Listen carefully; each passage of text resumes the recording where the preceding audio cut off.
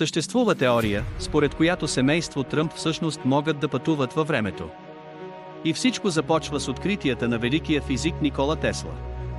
Когато Тесла умира през 1943 година, той оставя след себе си над 80 куфара, пълни с секретни изобретения, научни документи и смели идеи за бъдещето.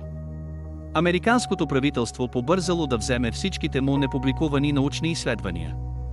Но познайте кого изпратили да вземе съдържанието на куфарите.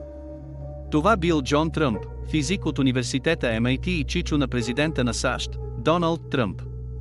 И тук нещата стават странни. Някои вярват, че Джон Тръмп не просто е разгледал работата на Тесла, а е запазил само за себе си част от нея. А сред твърденията на Никола Тесла има и такова, че е открил начин да манипулира времето.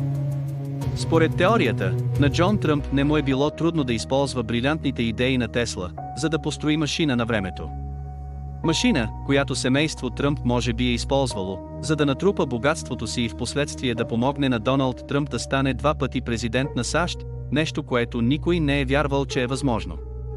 Стигаме и до друго странно парче от пъзела, книга от 1893 година, наречена Чудното подземно пътешествие на барон Тръмп.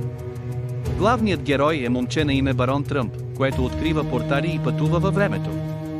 Както всички знаем, синът на Доналд Тръмп се казва барон Тръмп и по мнението на някои специалисти именно той изиграва положителна роля в последната президентска кампания на баща си. Твърденията са шокиращи, но не спират до тук. Дори се твърди, че Доналд Тръмп е успял да се отърве почти невредим от опита за покушение над него, използвайки възможността си да манипулира времето. Джон Тръмп е разбрал тайните на Никола Тесла, а племенникът му Доналд Тръмп в момента е най-добър приятел с най-богатия човек на света и собственик на компанията Тесла. Някои хора вярват, че семейство Тръмп манипулира времето от поколения насам, което дава значителни финансови облаги не само на тях, но и на близкият им приятелски кръг.